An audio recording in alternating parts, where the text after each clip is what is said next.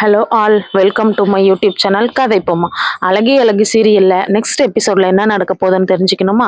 அப்போ என்னோட சேனலை சப்ஸ்கிரைப் பண்ணி இந்த வீடியோ பிடிச்சவங்க ஒரு லைக் போடுங்க. அதுக்கும் முன்னாடி ராஜலட்சுமி மாதிரி ஒரு மாமியாருக்கு மதி மாதிரி ஒரு மருமக தான் கரெக்டாக இருப்பான்னு யாரெல்லாம் நினைக்கிறீங்களோ அவங்க கமெண்ட்ல சொல்லுங்க. மலரும் மதியும் வெளியே ரொம்ப நேரமா உட்காந்துருக்க, வெளியே இருக்கவங்க எல்லாம் கூட்டமா சேர்ந்து என்ன இவ்வளவு வெளியே வந்து உட்காந்துக்கிட்டா, பெரிய பிரச்சனை போல. ராஜலட்சுமி ரெண்டு மருமவளையும் வீட்டை விட்டு வெளியே துரத்திட்டா போல. அவ எப்பவுமே ஒரு திமிரு பிடிச்சவதான். மருமக எப்பவுமே நம்ம கைக்குள்ளேயே இருக்கணும், வீட்டுல எல்லாரும் நம்ம சொல்றதான் கேட்கணும்னு நினைக்கிறவ அப்படின்னு வெளியே எல்லாரும் கூடி கூடி நிறைய பேசிட்டு இருக்காங்க. மதி மலரை ஒரு கில்ட்டியோட பார்க்க நேரம் கழிச்சு மலர்கிட்ட சாரி கேக்குறாங்க. சாரிங்க, நான் கோவத்துல அப்படி பேசிட்டேன், நான் பேசினது ஏதோ மனசுல வச்சுக்காதீங்க. எனக்கு அந்த நேரத்துல என்ன பண்றதுன்னே தெரியல. உங்களை கண்டிப்பா ஹர்ட் பண்ணணும்னு நான் அப்படி பேசல, எனக்கு கோவத்துல அப்படி வந்துருச்சு, தயவு செஞ்சு எதுவும் தப்பா நினைச்சுக்காதீங்க அப்படின்னு மதி மலர்கிட்ட கேட்க உடனே சொல்றாங்க, பரவாயில்ல விடு மதி, நீ சொன்னது எதுவும் தப்பு இல்லையே. நீ சொல்ற மாதிரி தானே இத்தனை நாளா நான் இந்த வீட்டுல இருந்துட்டு இருக்கேன் மதி.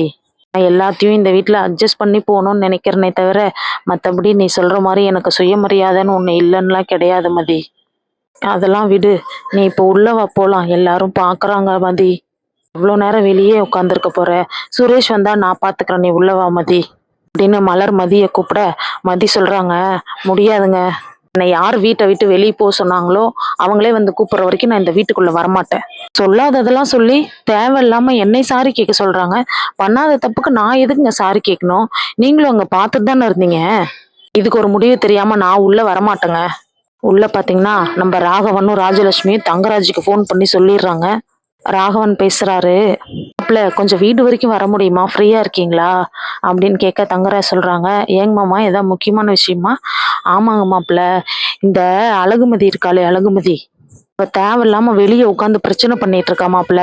அக்கம் பக்கத்துல அங்க இருக்கவங்க எல்லாம் ஒரு மாதிரி பாக்குறாங்க, கொஞ்சம் வீடு வரைக்கும் வந்துட்டு போறீங்களா அப்படின்னு சொன்னோடனே தங்கராஜ் உடனே இந்த வரமுமா அப்படின்னு சொல்றாங்க. தங்கராஜ் உடனே கிளம்பி அழகுமதி வீட்டுக்கு வந்துடுறாங்க. தங்கராஜ் உடனே அழகுமதி பக்கத்தில் வந்து, ஏம்மா, உன்னை விட பெரியவங்கள்ட்ட ஒரு சாரி அப்படின்னு கேட்க உனக்கு என்ன அவ்வளோ பெரிய கௌரவ குறைச்சல்? நான் அவ்வளோ தூரம் உனக்கு அட்வைஸ் பண்ணிட்டு போகிறேன், சரி என்னை கூட விடு, உன்னை பெற்றவங்க அவங்க வந்து அவ்வளோ தூரம் பேசிட்டு போகிறாங்க, கட்டுன்னு புருஷன் சொல்கிறான் அதையும் கேட்கல, நீ நீ என்னதாம்மா நினச்சிட்டு இருக்க உன் மனசில்? சுரேஷ் சாரி கேட்க சொல்கிறப்ப நீ சாரி மட்டும் கேட்டிருந்தா இப்போ நீயும் தேவையில்லாமல் இந்த டைமில் வந்து வெளியே உட்காந்துருக்க தேவையில்ல, உன்னால் உன்னை சுற்றி இருக்கவங்களுக்கும் பிரச்சனை இல்லையா? உன்னோட பிடிவாத குணத்தால் உன்னையும் வருத்திக்கிட்டு ஏன் உன்னை சுற்றி இருக்கவங்களையும் கஷ்டப்படுத்திட்டு இருக்க? இப்படி சாரின்னு சொல்லிடுறதுல உனக்கு என்னம்மா பெருசாக வந்துட போயிடுது? என்ன உன்கிட்ட அவங்க காசு பணமா கேட்குறாங்க? தங்கராஜ் பேசிகிட்டு இருக்குள்ளேயே மதி உடனே சொல்கிறாங்க, நீங்கள் கொஞ்சம் நிறுத்துறீங்களா? என்ன நடந்ததுன்னு ஃபஸ்ட்டு உங்களுக்கு தெரியுமா? சொல்லாததெல்லாம் தேவையில்லாமல் அவர்கிட்ட ஃபோன் பண்ணி சொல்லிகிட்டு இருக்காங்க. நான் பண்ணாத தப்புக்கு நான் எதுக்குங்க ஃபஸ்ட்டு சாரி கேட்கணும்?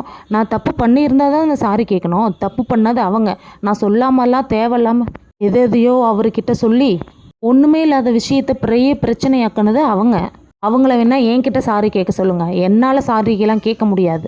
நீங்கள் எனக்கு அட்வைஸ் பண்ணுறதை விட்டுட்டு அவங்கக்கிட்ட போய் பேசுங்க அப்படின்னு மதி சொல்ல தங்கராஜுக்கு செம்ம கோவம் வந்துடுது. அவன் உடனே சொல்கிறாங்க, ஏய் வாயை மூடு ஃபஸ்ட்டு, என்ன மாப்பிள்ளைக்கிட்ட இப்படி எதிர்த்து பேசுகிற நீ? எங்கள் வீட்டு மாப்பிள்ளை, அந்த மரியாதை உனக்கு கொஞ்சமாவது இருக்கா? அதானே மரியாதைனா என்னன்னு தெரிஞ்சாதானே உனக்குலாம் அப்படின்னு ராகவன் சொல்ல மதி உடனே சொல்கிறாங்க, மரியாதைனா எனக்கு என்னன்னு நல்லாவே தெரியும், ஃபஸ்ட்டு ஒரு பொண்ணுக்கிட்ட எப்படி பேசணும் பேசக்கூடாதுன்னு நீங்கள் தெரிஞ்சுக்கோங்க அப்படின்னு மதி சொல்ல சுரேஷ் அங்கேருந்து வராரு.